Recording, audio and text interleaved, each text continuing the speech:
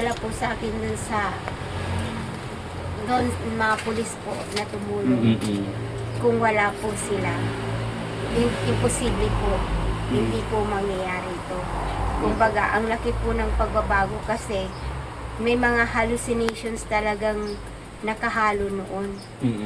Malayo sa ngayon kasi masasabi kong kahit pala sobrang gusto mong magsimba, malaking bagay na yung yung hallucination, malaking bagay yung totoong magsisimba ka at hindi mo makakamtan yung gusto mong mangyari. Ay, sinasabi ng hallucination na sinasabi niya din, nangyari din sa akin yung hallucination.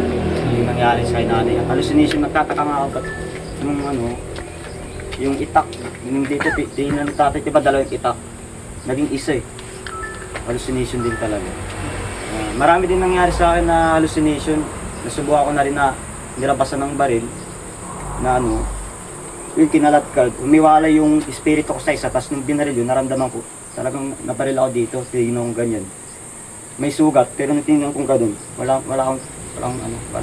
Pero ang number one na message niya, yung ang pagkamatay, daraanin sa pagtulog. Yung kumbaga, pag natulog ka, yun yung kamatayan mo, paggising mo. Yun na yung panibagong buhay, tama. Yun ang minsan sa akin. Okay. Yung etong nangyari ko sa akin. Yun lang po ang pinaka-main na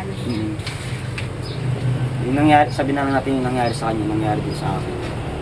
Very good. Basta, tayo? Tuloy-tuloy lang tayo.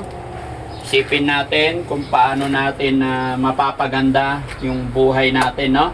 Isang masasabi ko lang, pamilyang ito sana i-bless ni God. Gabayan sana kayo ni God na malagpasan lahat. Kasi alam ko, nagsisimula pa lang, although malaki na ang pagbabago dahil andyan na si tatay, andyan na si nanay, andyan na si RJ.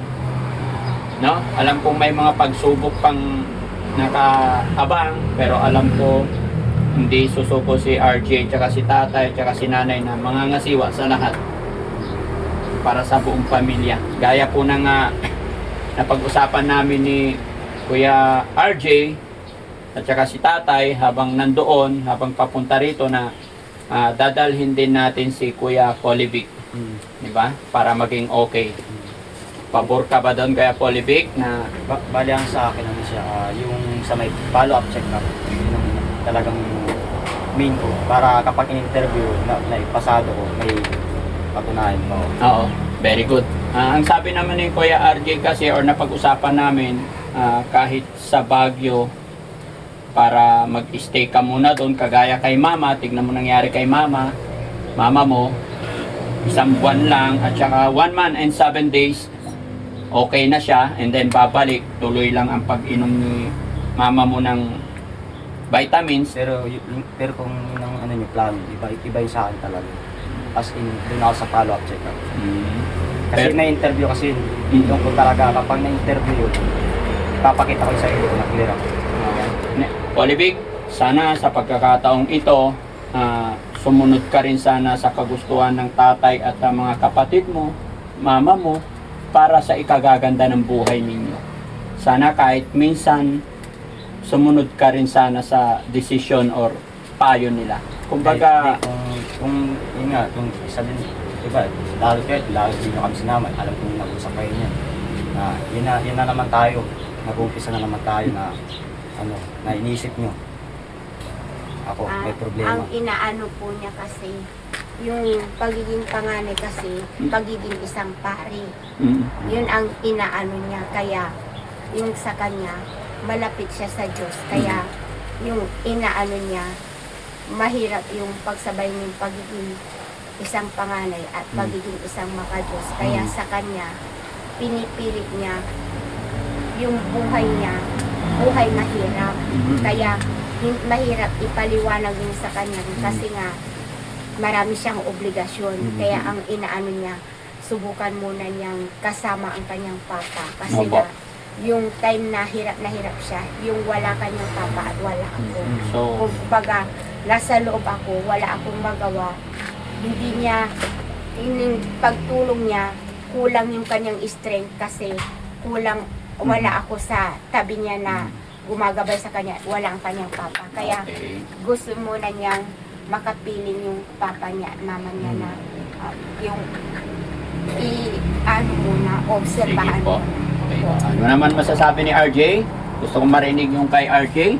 Kasi si RJ, experience niya yung buhay dun sa Baguio kung gaano kahirap ang tumayong isang ama at ina na sa kanyang ina, imbis na siya ang gabayan, siya ang Ni Kuya RJ, no? Talagang meron siyang natutulungan. kahanga-hanga po yung ipinamalas na pagmamahal ni Kuya RJ, lalong-lalo na sa kanyang pamilya.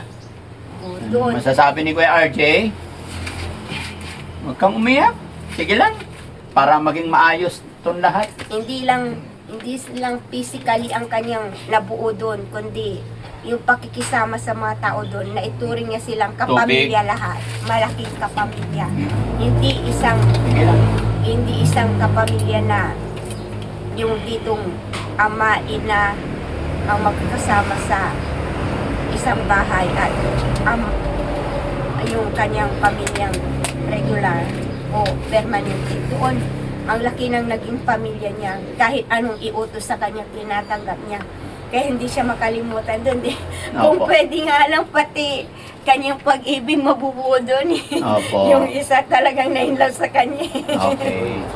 O pati si Daddy Frankie, gusto siyang payuhan kasi nga yung pakikitungo sa kanya na kahit saglit lang na panahon, Okay. maraming nabuong pwedeng pag-usapan na pwede nila tayong tulungan at makipagtulungan tayo sa kanila. Yun ang ibig nilang marinig sa atin, yung pakikipagtulungan natin sa kanila.